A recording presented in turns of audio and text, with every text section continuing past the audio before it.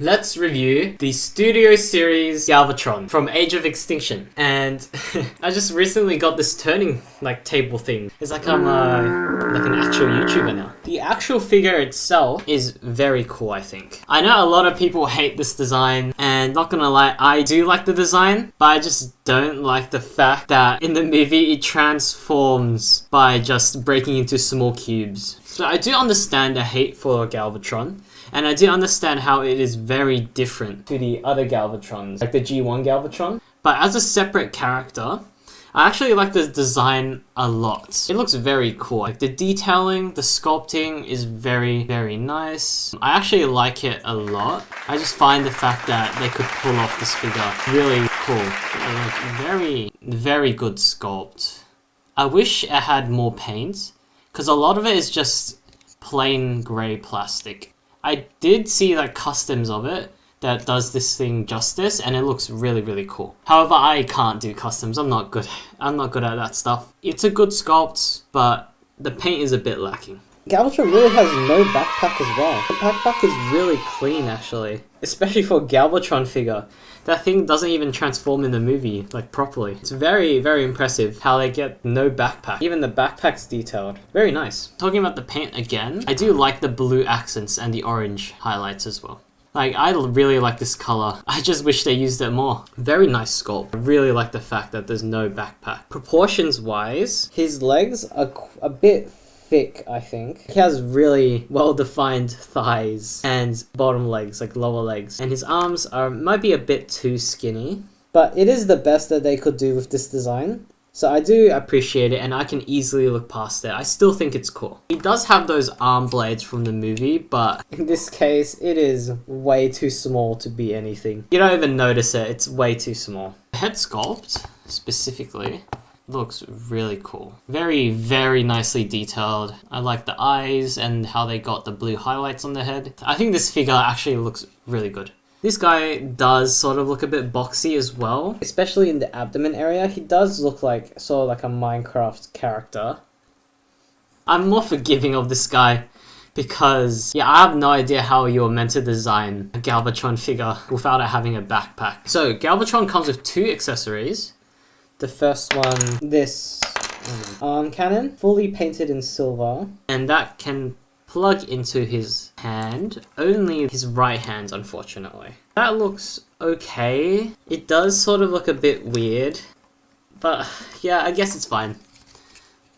He also comes with this missile pod, just cast in a full black. This is mainly for the vehicle mode, but in robot mode it can plug into his forearm right here, and I think that looks cool. This weapon can be stored in his chest. You can just open it up, and inside is empty.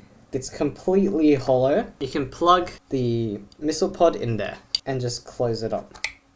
There is no weapon storage for this though, which is quite unfortunate. I read that people managed to fit it in, but it's way too troublesome. Maybe like this. I guess you could do it like that. Yeah, I do appreciate that there's weapon storage for this. I just wish they had it for this one as well. But you can manage. You can force it in, I guess. Also, another thing about his hollow chest, I like how it is accurate to the movie. So you could recreate the scene where he gets stabbed in the chest as well. Size comparisons. He is, I think, a normal, around an average Voyager size. So here is Studio Series Galvatron with a deluxe class, and with another Voyager, my Optimus Prime. So yeah, he is an average Voyager class size. Here is Galvatron with his third-party counterpart, the Unique Toys Galvatron. He is so big. Obviously, this Galvatron is a lot better, a lot more accurate, of course, but this is still good with price considered. So they both managed to have no backpack. And this is what I mean about where the Studio Series Galvatron,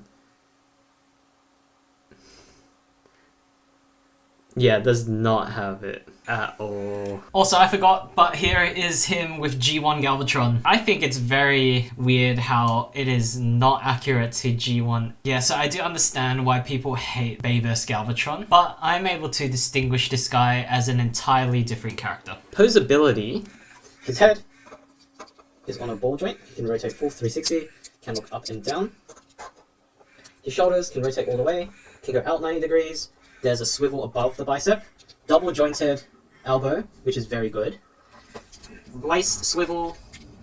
Legs can kick out this far and back this far.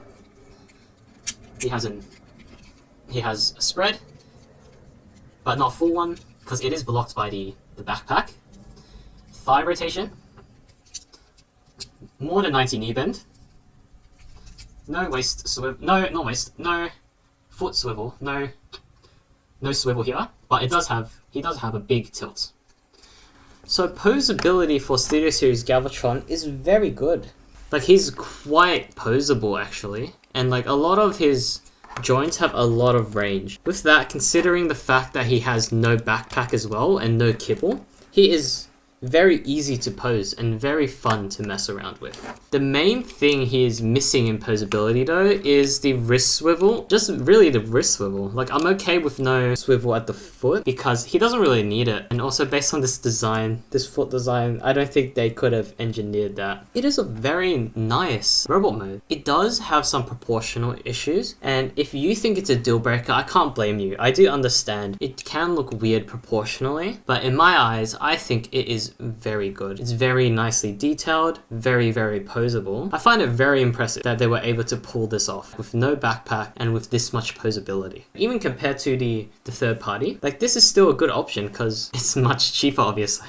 I forgot to mention that yeah, this guy, I think it's pretty accurate. Like, yeah, very accurate. Obviously not as accurate as the third party one. Yeah, considering it's a mainline Voyager, I'd say it's very accurate. Transformation. So, transformation for this guy was very interesting. Like, the whole like upper body just flips inside out, and I think that's very cool. Like, it was very interesting. Like, it had a lot of fun steps. Even the legs, like the legs were like, they did some interesting steps with how like the foot folds down so the tire can unfold, and then like it just, I think it's cool. Like, I really enjoyed this transformation. So the truck mode that we're left with is very nice. It fascinates me how like they could get like that robot mode into this. I could not tell that this figure could turn into this just based on the robot mode. It's very impressive how they managed to do this. Yeah, I think it's so good. Like the cap section. Like, look at that. Like, it's seamless, the cap section. Well done, like, it's very nicely detailed, nicely painted. Very good. But then you turn to the back. And this is where most of the controversy is. The feet just rest here, and it does sort of ruin it a bit. These feet are quite a distraction. Like, when my parents saw this, they asked if I actually transformed it right, because this, yeah, does not seem right. I wish they just like figured out a way to just fold this down, like make it split in half and fold it down like onto the bed. That way, even though like it will make it like higher, it will just make it more flat.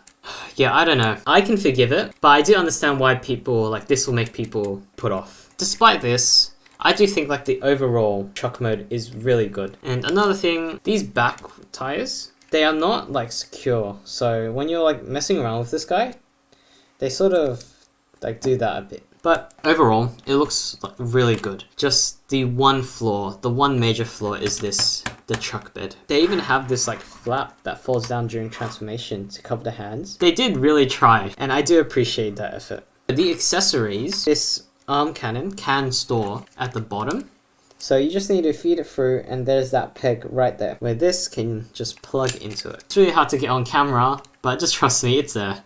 And it is very secure. It's not noticeable at all. Very nice storage option. The missile pod can plug into here on the side of the truck, so you can recreate that scene from the movie. You can plug into that tab right there with this slot, like right here on top, like that. Very nice storage. It doesn't show like in the truck mode at all. He does roll, but again, my table is smooth. I assume he'd roll like fine without my smooth table. So, size comparisons. Here is Studio Series Galvatron with Studio Series Sideways and Optimus Prime, and with his third-party counterpart. Here is Galvatron with Galvatron. So that brings me to my conclusion, and overall, Like, this figure is really good. I think it's one of the better Studio Series figures. I know why people don't like it. The robot mode, the proportions are a bit weird, and the truck mode, the bed is very compromised. But in my opinion, I think it's very good. The robot mode just looks so good to me, and I really like the detailing and the fact that there's no backpack. And the transformation I find is really good. This is like one of the rare instances where I buy a figure solely for the engineering. Yeah, I was curious to how they could manage to do this, and I think they did pull it off.